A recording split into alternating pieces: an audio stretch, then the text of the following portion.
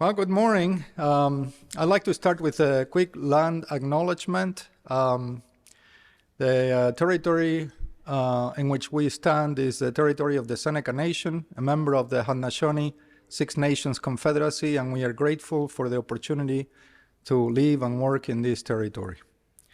It is my distinctive pleasure to welcome you all to the inaugural symposium of the UB Center for Information Integrity.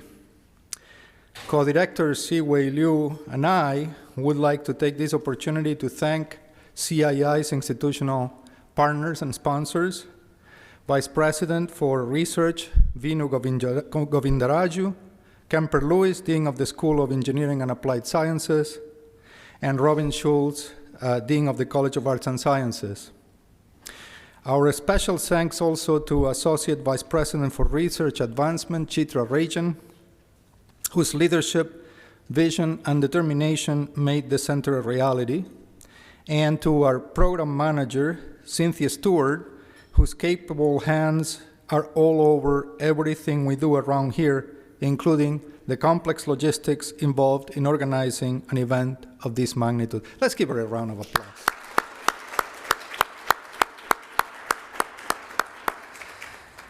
My personal thanks as well to the conference co-organizers, Professor Jim Gardner and Professor Bruce Pittman, for their generous involvement in just about every aspect of this one-day symposium, including the selection of invited speakers and respondents. Finally, our thanks to student helpers Chenje Zung, I hope I pronounced that correctly, and Shuwei Ho, our generous UB colleagues who have agreed to contribute as panelists and respondents, and especially our distinguished guests, John Villaseñor, Jane Van Bauer, and Aniette Coleman. Let's express our welcome and gratitude.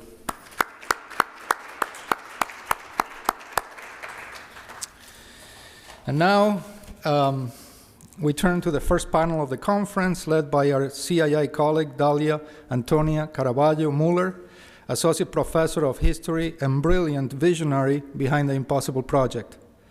Her twin passions, Dalia is a bilingual, multicultural, multiracial researcher and educator. Her twin passions are the study of the African diaspora in Latin America and the Caribbean, and the study of transformative learning modules in higher education. The through line that connects her historical work and her work in education is the concept of impossibility. She researches Black intellectuals in early 20th century Cuba who thought at the limits of the possible as they staked claims to rights, dignity, and equality. In the classroom, Dalia invites her students to stretch their minds and think at the limits of the possible, to dream up new futures for our ailing world and planet. While she is committed to opening minds and opportunities for all her students equally, supporting Black and Brown student success is core to her personal and professional mission. Please welcome Professor Dalia Muller and her brave student cohort.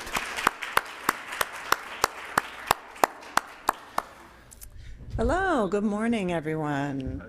Just testing this mic, make sure I don't yell at everybody. Well, thank you, David and Si-Wei, and thank you to the CII for inviting us to be part of this wonderful event. And thank you to my co-panelists for being here with me today. We're missing one, but she should be joining us shortly. Okay, I'll begin with a short presentation about this thing we call the Impossible Project. I'd especially like to share our mission and goals because they guide the critical work that they do. I'll briefly discuss the formats the project has taken over the last 5 years and share the specific Impossible Project that we're here to discuss today. After that, our group of faculty and students will answer 3 questions concerning our process. We framed the questions in the hope that the answers inspire you in the audience to share with us your thoughts, concerns, and curiosities. So we look forward to a robust Q&A discussion this morning. So think of this panel as highly interactive.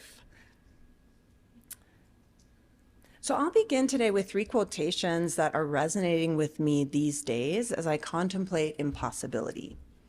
I'd like for you all, including the panelists, to keep these in mind for the duration of our session and we can surely come back to them during the discussion as well.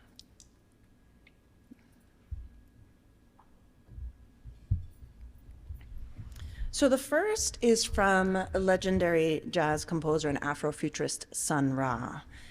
And he has said, "The impossible interests me because everything possible has been done and the world didn't change."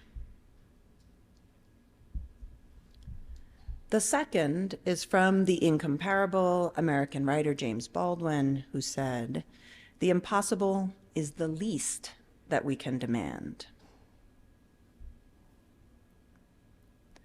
And the third is from the preeminent Black feminist, activist, and civil rights leader Angela Davis, who said, "You have to act as if it were possible to radically transform the world, and you have to do it all the time."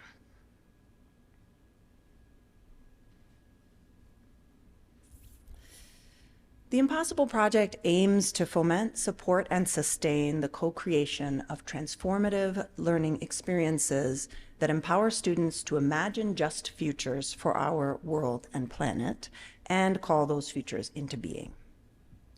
We need to be capable of sustaining in impossible work. And this is a special skill that we are not taught. It means living with significant levels of cognitive dissonance. It means becoming okay with failure. It means being comfortable with the unknown and the indeterminate. It means embracing a process that is unending. It means running a race that you will not see the outcome of, where your role is to run only one leg, where you run as fast as you can, breathlessly making every effort not to drop the baton, where everything is about making the pass to the next runner. The Impossible Project experience gives students the power to reframe their thinking, to open new avenues of reflection and understanding, and to tolerate the burn. We must hear Baldwin when he says that we must demand the impossible. And we must heed Davis when she urges us to believe that it is possible to change the world and to act on that belief all the time. But how? How do we do it? We have one answer. The Impossible Project hinges on 4 guiding concepts that teach students to bend. That is, to build true collaboration, enact collective unlearning, nurture critical imagining, and discover purpose through justice work. True collaboration is something other than group work. It is our approach to working together in an equitable, non-hierarchical, responsive, and empowering way. Collective unlearning is the way we challenge power. Oppressive power is embedded in our lives and our thought systems. We heed Sylvia Wynter's call for a, quote, cognitive revolution, as we learn to open up our capacity to think in ways that we could not before. Critical imagining is our solutions-finding tool. It is the act of critical and creative freedom dreaming. Discovering purpose is what we hope occurs when participants engage in the Impossible Project. We hope to inspire people to make justice work an important part of their lives. If we learn to bend our logic goes, we are less likely to break. The Impossible Project has been experienced as 15-week seminars, so whole seminars. This is an entire class dedicated only and exclusively to an Impossible Project. That project was the very first iteration of the Impossible Project and was offered 3 consecutive years in the Honors College when I was director of the UB University Honors College between 2017 and 2020. So that's where the project was born. From there, and after I stepped down from the Honors College position and began to think about the ways to integrate the Impossible Project more broadly throughout the curriculum, we began to explore different forms of application, as it were. So the top bubble there, the 2 and 15-week embedded course modules, take a traditional single course and embed either a shorter frame, intensified impossible project to say one module amongst many, or can run a project sort of woven into the syllabus across all 15 weeks. So we've run that in several different classes. There's also a highly intensive 1-week extracurricular impossible project experience. I am currently planning to run one of those for a global master's program in the School of Management that is launching in a couple of weeks. And then the last, and the one we're here to discuss today, is the one with the 2 convenient arrows there, the course length project model, which is semester long and which brings 2 distinct classes together. For me, this is the most exciting iteration of the Impossible Project. And if we're lucky at all, we'll get funded by Mozilla Foundation to continue to develop this project next year and expand it to a total of 6 disciplines at UB. Okay, so for our discussion today and for this iteration of the pilot that we are currently in the process of completing, we're about, 80% of the way through the project now. We brought together 2 classes, one in history and one in computer science and engineering. The computer science and engineering class is machine learning and society, and conveniently, our history class is called Rage Against the Machine. These are delivered at the 400, 500 level, so they include both advanced undergraduate and graduate students. So how do we do this? You know, my colleagues Atri and Kenny here teach the ML side, and I teach the history side. We've got 4 of our students with us today. We coordinated our schedules. We created opportunities to share speakers and bring students together for specific discussions. And our students are currently working in mixed groups at the intersection of history and computing to tackle the big problem of white supremacy. So our Impossible Project is Impossible Project End White Supremacy. We have our final presentation in 2 weeks, and we are here today in true Impossible Project fashion because it is entirely appropriate for us to present to you our unfinished work, to share with you our processual experience. So with that, I want to turn to our round table. Here are our 3 questions. So I think I'm going to sit down with my co-panelists, and we are each going to answer these questions in order. So you'll have a chance to hear from all of us, and then we're going to have a wonderful commentator share with us her thoughts. David will introduce her, and then we'll open up to our broader Q&A. So our first question is, what did you think when you were first told you'd be solving an impossible problem this semester?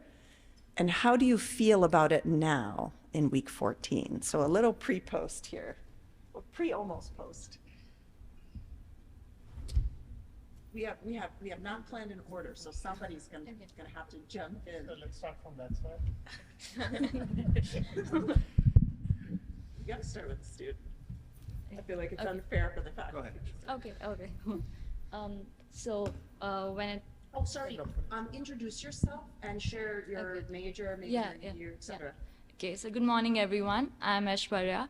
I'm a CS graduate student at UB, and I'm taking the ML and Society course. So I think the first mail we got from this course was we are going to be doing an impossible project. I had no idea that this was what this entire course was going to be about. So I was definitely very intrigued. It did not sound like your regular computer science project. When we realized what we are doing in it, which was our main goal is to find solutions that end white supremacy in our, which is embedded in various societal structures. So that was what the Impossible Project was about. And at the start, obviously, it did feel an impossible task to do. If our professors have named it an impossible project, I believe them. And also we can't change an entire structure which has existed for centuries in 15 weeks. But I think at week 14 right now, I feel that the point of it was not to just end it in 15 weeks or find a definitive solution, but it's actually like a point of departure for us. I think, like the Professor Muller mentioned, we have learned a lot of ways to rethink or to reimagine our world, which actually is more of an impossible task for me. If I think about it, I really struggle with imagining a completely new structure than the society that we exist in right now. And I think through this course, all of us, all the students would take these learnings throughout, and this is a ongoing process which will continue, and these skills that we have learned in this course will stay for us, and we can, going forward, we will continue to develop such projects or think of such solutions which create a more fair society. Yeah, thank you. Okay, I'll go. Felt the eyes on me. Good morning. My name is Gabriela Perez. I am a first-year MA student in anthropology. And when I first, I signed up for this class not knowing what the Impossible Project was. I took a quick peek at the website, but it didn't really sink in until we kind of sat in class. And it was introduced, and my first impression was honestly a lot of nerves. Just to be confronted with something impossible, like how do I grasp at that? How do I make sense of it was kind of my first thought. Like, it's impossible. How do I begin to try and solve it, so to speak? But throughout the course of this whole class, it's been getting comfortable with the uncomfortable. So kind of reformulating my thinking that, like it's been mentioned, it's not a solution, like a clear solution right at the end of this class. There's no way in 15 weeks, we're just gonna magically fix everything, but at least putting a foot in and working towards the solutions, like handing off the baton, so to speak. So I guess just kind of sitting with that, no one likes to think that you can't solve something. It might feel like failure at first, but it's just understanding that it's not a failure. It's just like the beginning of something. So feeling good about it so far.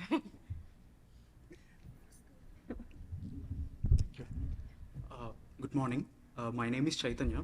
I'm pursuing Masters in Artificial Intelligence.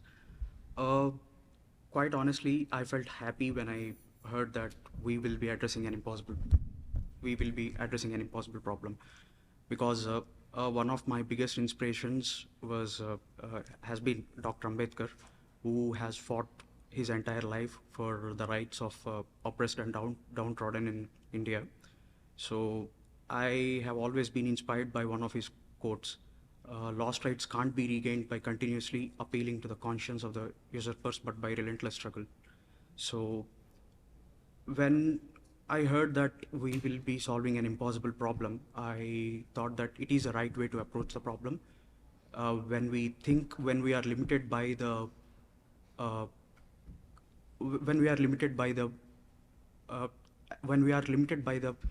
solution part, we will be thinking about whether this problem is solvable or not. But keeping that aside, if we are able to reimagine the world in which we will be living, that should be the starting point. So I was really excited.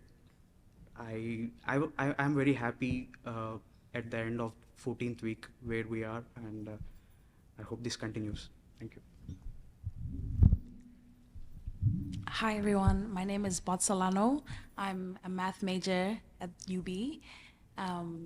My first initial thoughts, honestly, when told that you'd be solving an impossible project was, then why are we doing it? So as a math major, we're taught that a problem is either solvable or not. And the furthest we go into exploring this problem is what makes it so impossible, right? So being in the impossible project, I've kind of been forced to disrupt this way of thinking. Like, what powers are in play that determine what we believe to be impossible or not? So, of course, 1 + 1 will always be 2, right?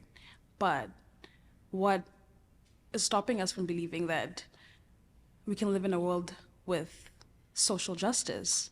Because there was a point in time where we could simply not imagine the light bulb, right? But today, it's in our cars, it's in our houses, and even our fridges. So what is stopping us from believing that we can live in a world with pure social justice? What are these powers that are forming our narratives and our minds? What do we know to be impossible, really? You know?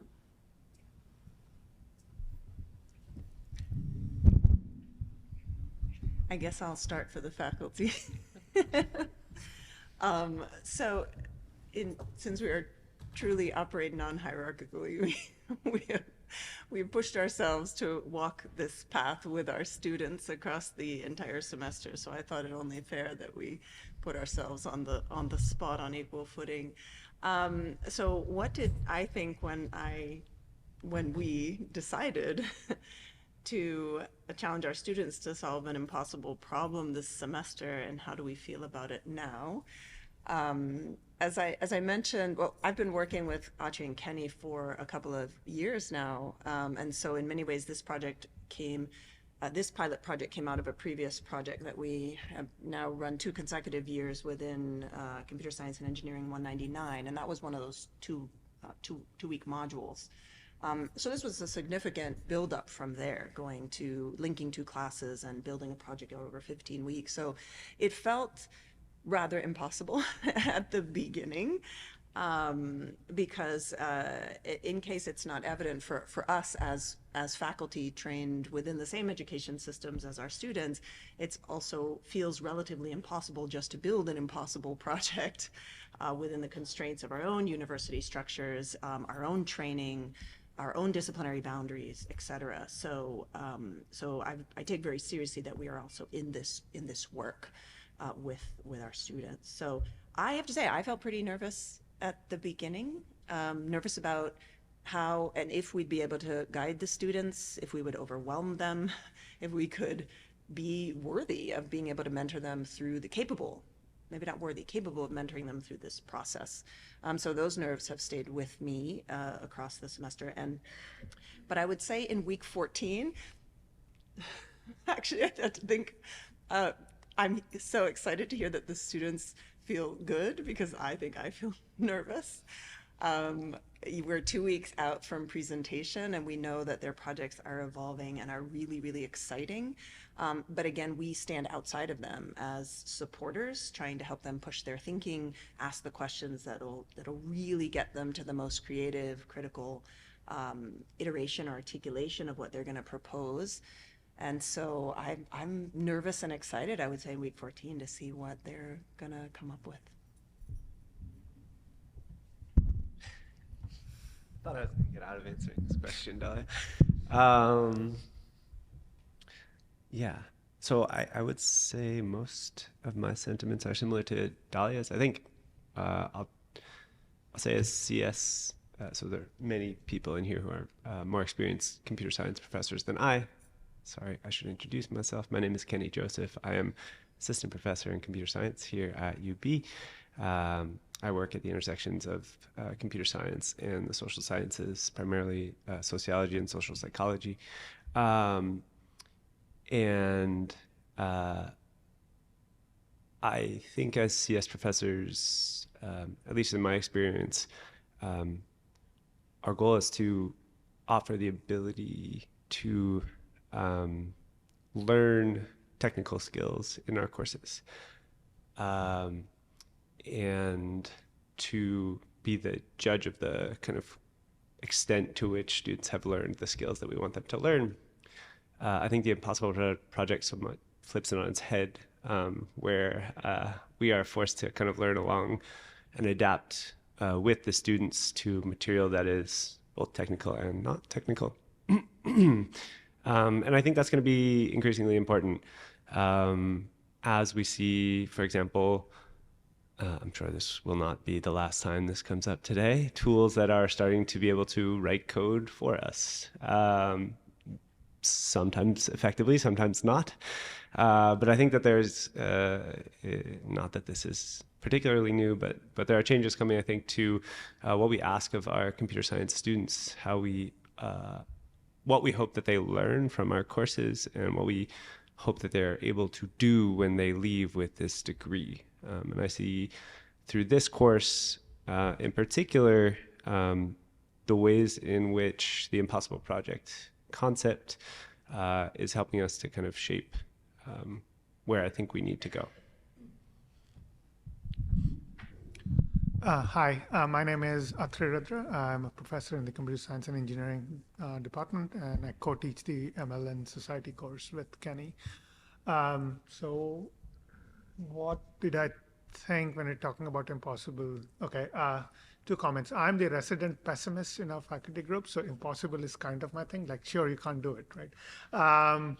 But also my research academic home is in computational complexity, which is what we do is tell people you can't compute things, right? That's our job. We prove that you can't do things. So in that sense, impossible is great. But of course, this is a different kind of impossible. So yeah, so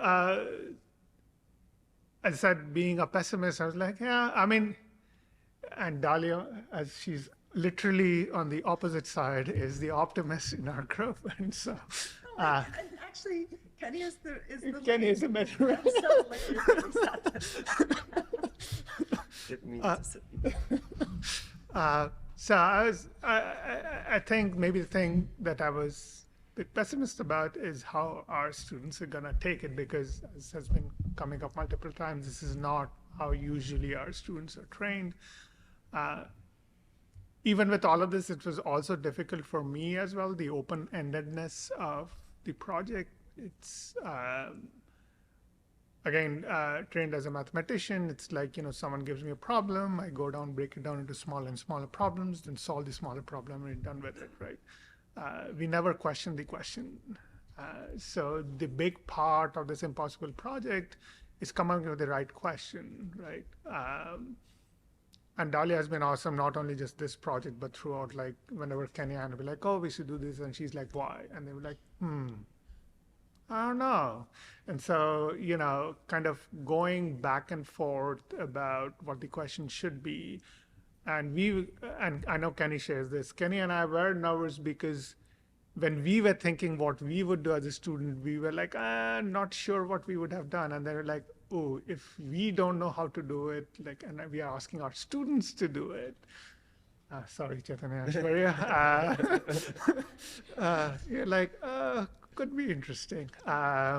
So those of you who do not know Dalia, she's a force of nature. So she's been pulling us along through this project. And so we've been making progress. So we're close to week 14. I think we feel good.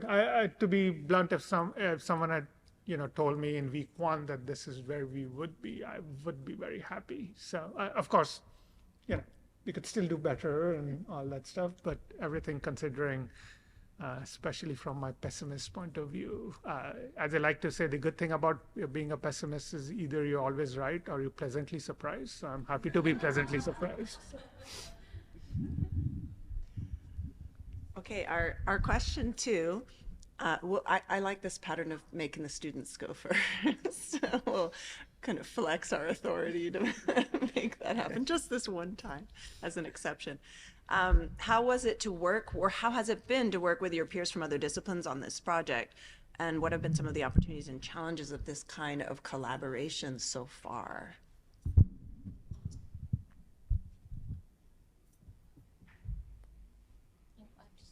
You want to start? Yeah. I was going to start again. Okay. So yeah, when initially, so our teams are like, we have one student from Professor Muller's class and 3 of us from ML and Society. So initially, I think we did face some challenges, not challenges in the sense, but yes, during our group meetings, my history teammate, Mads, she would be like, I don't know how a technical solution for this problem would look like. And the CS students, myself included, we would be unsure if we are addressing the historical issues correctly or if we are not repeating the same patterns or history. So that's one way we were, like the 2 of us, we would always be apprehensive if I don't know how this is going to work or I don't know how we are going to implement this.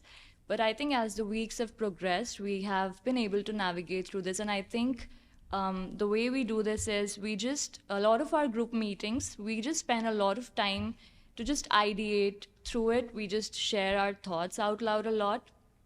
And we actually discuss what the real world solutions would look like from each of our perspectives. So through that, without worrying about the implementation and how we're actually going to do it, we just share our thoughts and decide on a common solution which looks fine and which looks doable, or not even doable, just what we want to do. We try to define our goal and then we go about ideating it. So I think the best thing that we have learned together is finding out what we want to do, which is inclusive for everyone, which is which our history teammate also agrees with and we also agree with, and how we visualize the world, and then think about implementing it. Yeah.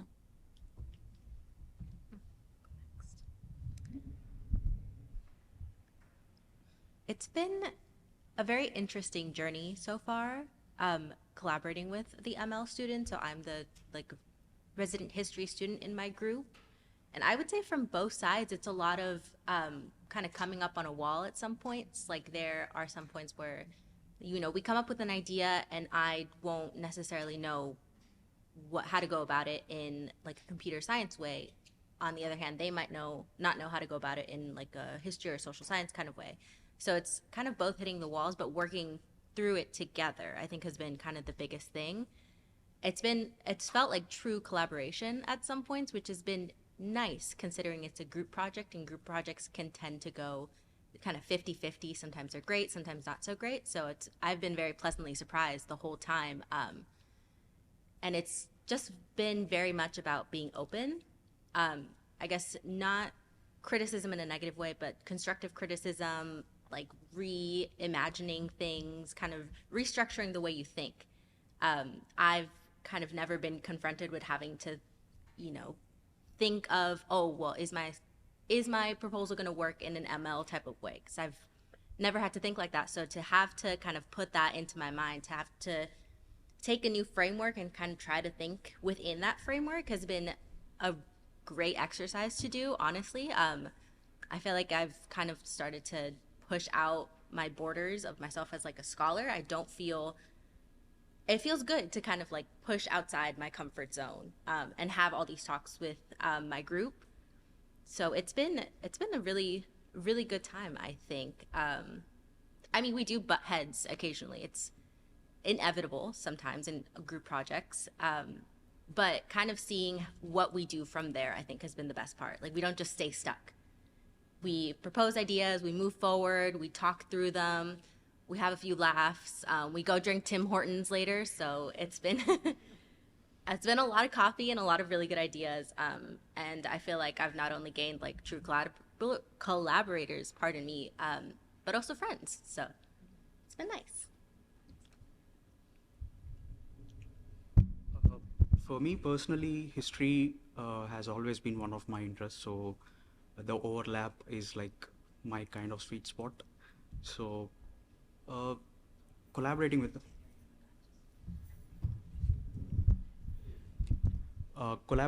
the history counterparts, it's an enlightening experience. Like, I got to learn a new perspective, how to look at things through historical lenses.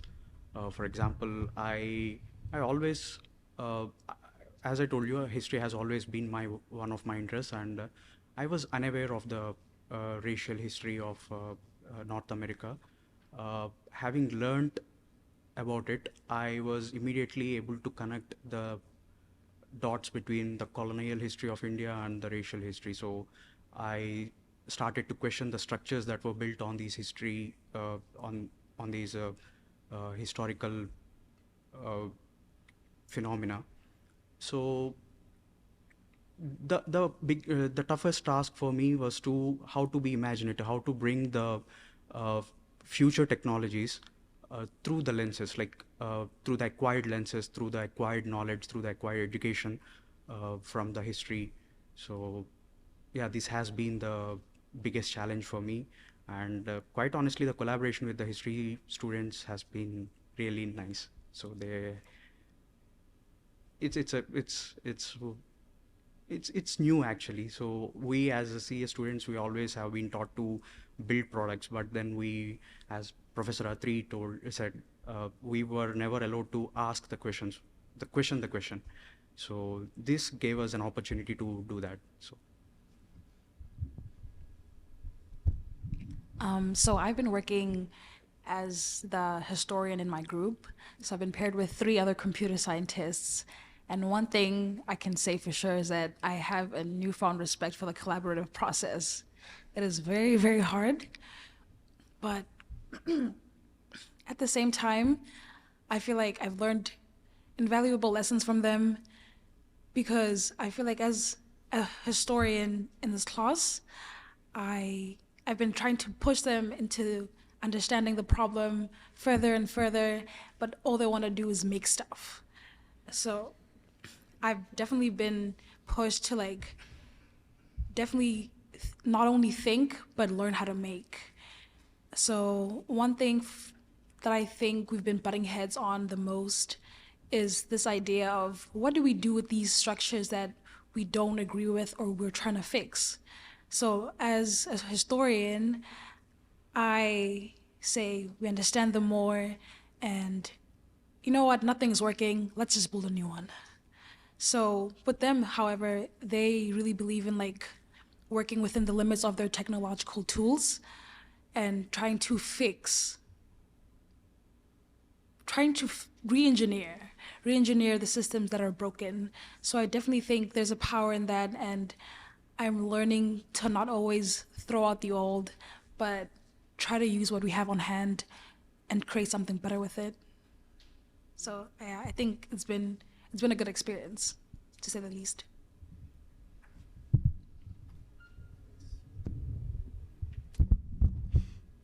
I'll lean this way. That was great, Barcelona. I'll just pick up on that. So I think last week, Felicia Brown, is that correct? Felicia Brown. We had a guest speaker. Oh no, it was this week, Monday. Felicia Brown, executive director of Black Love Resists in the Rust, came and she talked about abolition as like a primary motive of hers and in part the organization. And we got some, I won't say visceral responses from our class, but certainly like pretty strong responses to the word abolition and the concept behind it. And I think it speaks quite well to what Barcelona was talking about. And so we had a discussion about it on Wednesday, and we just kind of talked about it, which is like not a thing that we do in CSE. I mean, maybe you do it in your CSE classes, but like that is not like a thing that I would think to say like Wednesday we were going to talk about X, but instead we're just going to talk. And it was super productive. I think that the point that stuck to me was by the end we were saying, well, if we have to get rid of police, then we would have to also change the Constitution, right? So that was a very out of context statement, but it made sense in the context of the class.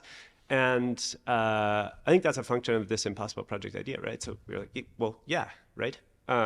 If you think that, then like this is a constraint, right? And in CSE, I think, again, just speaking to Barcelona's point, like oftentimes we, as a discipline, see those constraints as immovable, whereas history sees them as sort of socially constructed over time and while maybe difficult to change, also historical processes generated something like the Constitution, so we can likely change it too. And so I think this confluence of humanities in particular and CS, which the CII is so good about overall, is pretty wonderful. David came and gave us a talk in CSE maybe 6 months ago now, just starting to raise sort of similar kinds of questions about the misinformation space. And so it's just a super valuable intersection.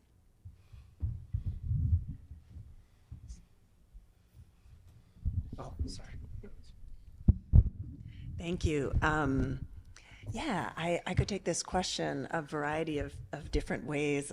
We've had so many funny, productive, wonderful exchanges between myself and my CSE colleagues. And, I don't, we have this wonderful balance of being the pessimist, optimist, and realist, but we do have, I would say, not moments that we butt heads like the students have described, but moments where we just hit these sort of wonderful moments of near total incommensurability and how we are communicating.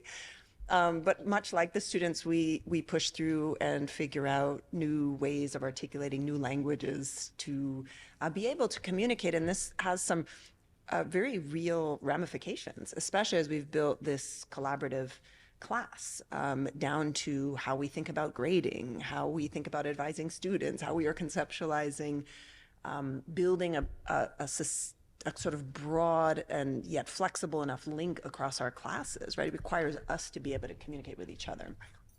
So I won't go into huge detail, but some of those were really, really funny moments. I'll go into one, which is I have this habit of sending very, very heady theoretical quotes to my collaborators. And a couple of times early in the process, I would send these obscure Caribbean theorists quotes about the impossible and so forth. And then I would have this sort of long radio silence on email, and I would wonder if my email actually got through.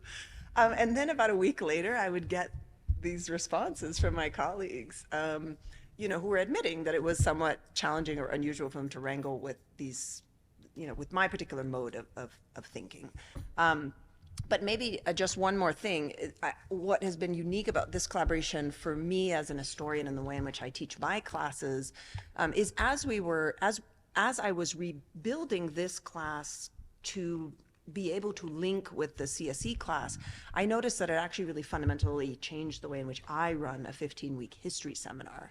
And that was really exciting and different for me. So my side of it was to teach the students the history of white supremacy, which I taught as a 500-year project. So we spent the first half of the semester doing an incredibly intensive sort of historical and theoretical look at the history of white supremacy, starting with Columbus, essentially. And then in the second half of the semester, we went back into that history looking for resistance practices that, from different groups of folks across time that have challenged white supremacy. But then from those resistance practices, we began to discuss or kind of abstract tools, right? And think about how were these resistance practices used as tools, say, in the past, and then to sort of further abstract out and think, how can we kind of conceptualize this tool in its essence? To me, that process was really important to be able to give that to my students so that they could then walk over and have their meetings with the CSE students and talk about both the historical context of the tool, the problem itself first, the moment of historical context and how this was used, and then how we might use the abstracted tool today, right, in their projects. That is not a way I would have run a history class. But I was pushed to conceptualize how I could run the class differently because I was working with a computer science and engineering team. And so that to me is magical. I mean, it's really exciting, so.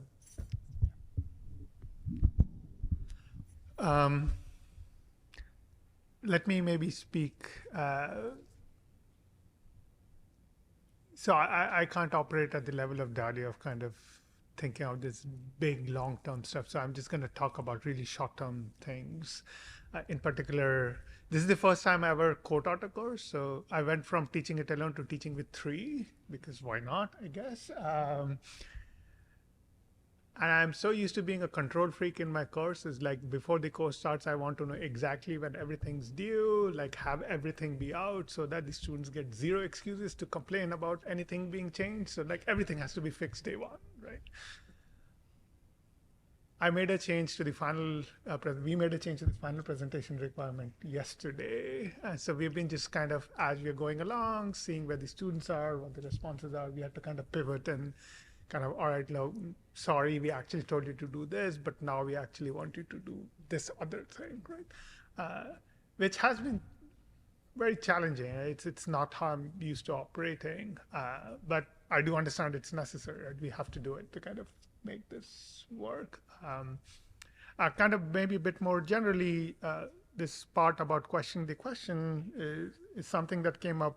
I distinctly remember in a conversation with Dalia. It's like one of those aha moments. Like it's like, oh yes, this is like, as computer scientists, we're trying to break down problems into smaller problems, and that's it, right? But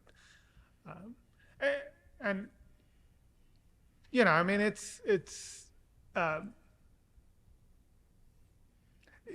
in hindsight, it's not surprising, but I guess the most powerful things should be like that. It's like in hindsight, it should be obvious, but it took you like years to kind of figure that out. So, yeah.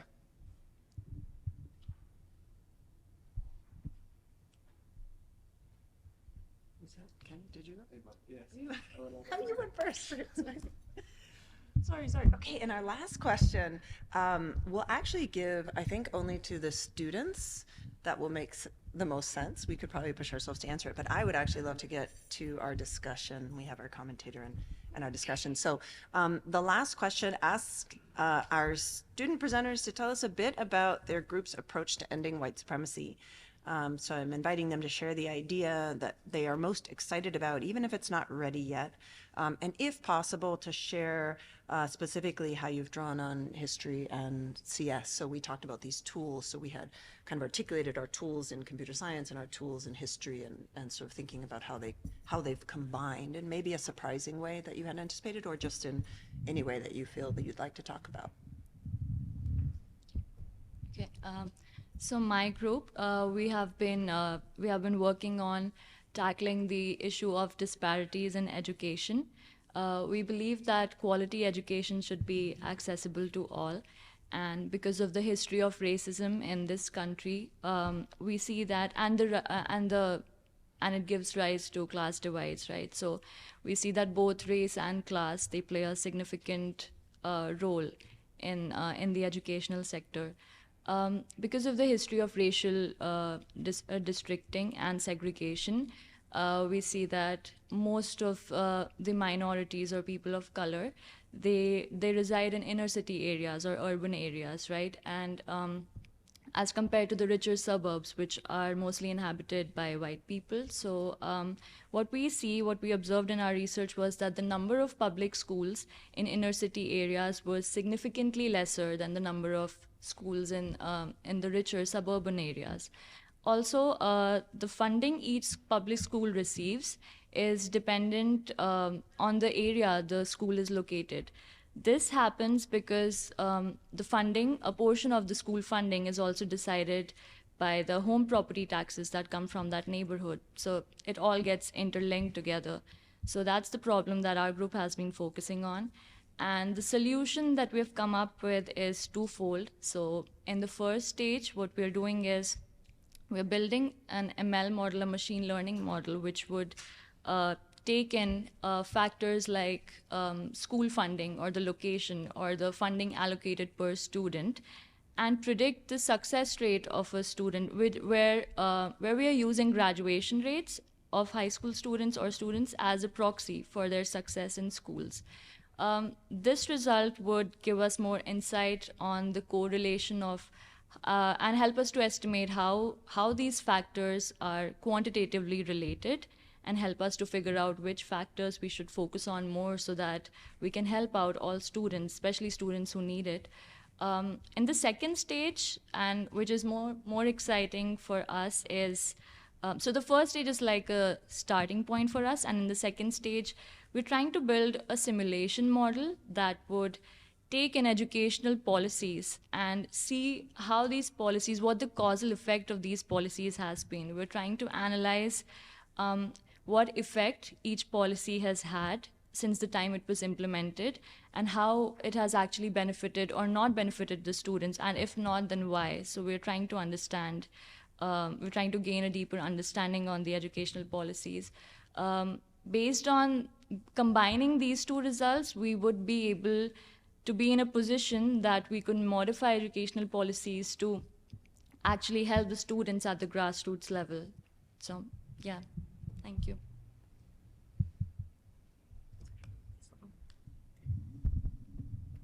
So my group is also taking an approach looking at education, but however, rather than looking at like redlining and districting, excuse me, we're actually looking at the course material. So we chose to look at textbooks.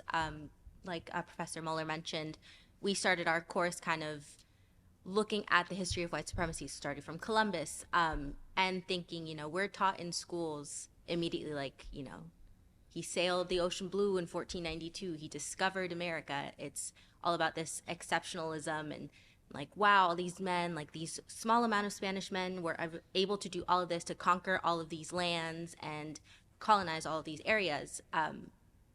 But learning that wasn't necessarily true, and it's been sort of a long history of misinformation from the start, and of people taking one narrative, one single story, and pushing that all the way through. And that's kind of what has been taught in most schools. It's certainly what I was taught not that long ago.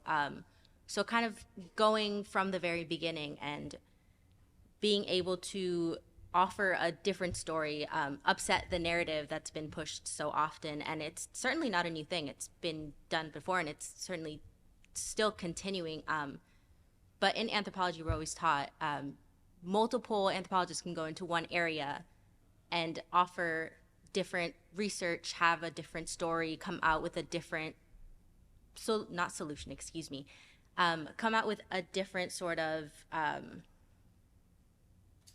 result, I suppose, of their research. So I'm kind of been keeping that in mind while we're doing it. But so our project kind of looks at taking history textbooks and supplemental materials that teachers get and sort of being able to run through them and using sort of like a linguistic anthropological approach on my end, taking words and phrases and being able to point out like, hey, by the way, this has this sort of context, or this is within this sort of symbol, or this leads to this thought of white supremacy, or this pillar of white supremacy, apart from also pointing out common like misinformation. For example, we learned in class like the Enlightenment is seen as such a European thing, but it came from indigenous thinkers. So just kind of putting that out, like that certainly wasn't something I learned in school, and it wasn't until this class that I was like, oh, okay, that's very different from what I learned. It's seen as such a purely European thing.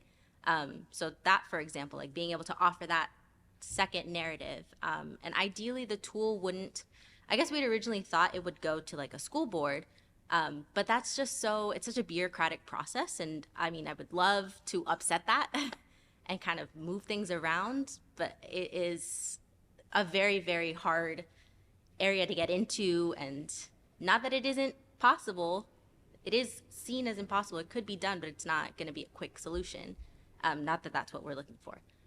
But so I guess another alternative could be putting the power back in the hands of the teachers and the educators. So having them have the power to upset these narratives. They're the ones who are on the ground teaching the children, teaching the minds that are going to go on to either change the world or keep it as is. So giving them the power to do that. And in a perfect world, everyone would love this tool and would use it. However, I know there are certainly people that will not agree with it and will see it as too radical of a thing. But, it's still keeping that optimism to offer this tool to have this sort of analysis of all these words, of these ideas, and upset the narrative. Felicia Brown came in and talked a lot about the narrative. She's trying to go in and change the narrative, work with the narrative. So that's kind of how I've been seeing it lately, kind of going in and upsetting the narrative from the very start, from our foundation of education.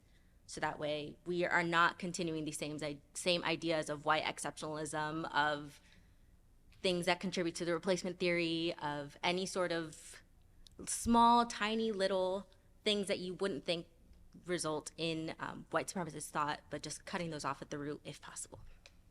Yeah.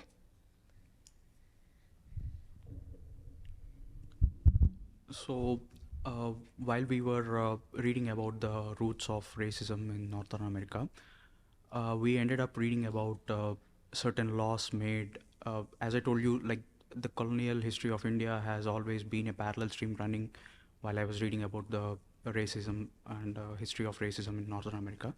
So our team ended up reading about something about Criminal Tribes Act, an act passed during the British era, which is outrageously racial in nature. So it segregated certain tribes, and then they tried to label them as tribes who are criminal in nature. So, and when India attained independence, this Criminal Tribes Act has been modified as Habitual Offenders Act, and there are sections in the society. There are tribal groups in the Indian society who are still facing issues with such laws. So, on the other hand, while we were zeroing on the theme of our group project, we found that natural language processing models have been used in legal text processing, and they have been used in contextualized bias detection in contextualized text.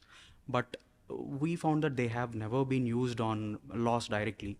So we are attempting to, as the theme of impossibility, going with the theme of impossibility, we are trying to estimate cumulative bias using NLP-based model. When I say cumulative bias, the bias could be inherent within the law, and the implementational manifestation of these laws.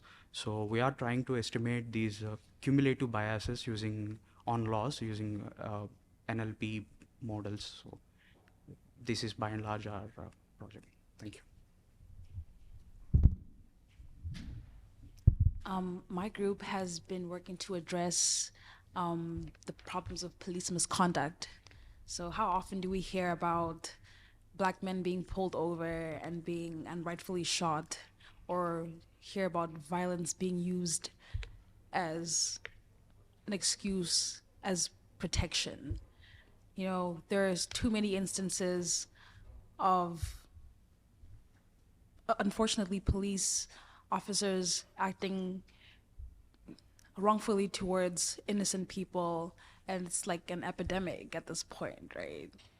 So my group at first, we were trying to find a solution where we can kind of flag these instances from happening, but then we came up with, we were thinking of body cameras and like audio surveillance systems, but how often it's been done so many times. Like, we know that it's an issue. We've been seeing it. So historically, when we think about it, replicating these cameras where we look at these horrific instances isn't going to make it any better. Surveillance is, in fact, a way of oppression in its own way, like using technology, like using cameras to look at these dehumanizing experiences. Like, it's oppressive in its own way. So we've been trying to kind of detach ourselves from creating more cameras and audio surveillance systems to like flag these issues that we think are happening. We know they're happening, right? So we're trying to look at policing as a whole, from like the hiring process to how they're trained, what kind of exams they're taking. But also we're trying to think of alternatives to policing. Like with the talk that we had this week, Felicia Brown, she was talking about like traffic calming. We don't need police officers on every single stop of the road, like on every single stop sign, but we can build our roads in a way where people have to like just drive slower, right? By having circles.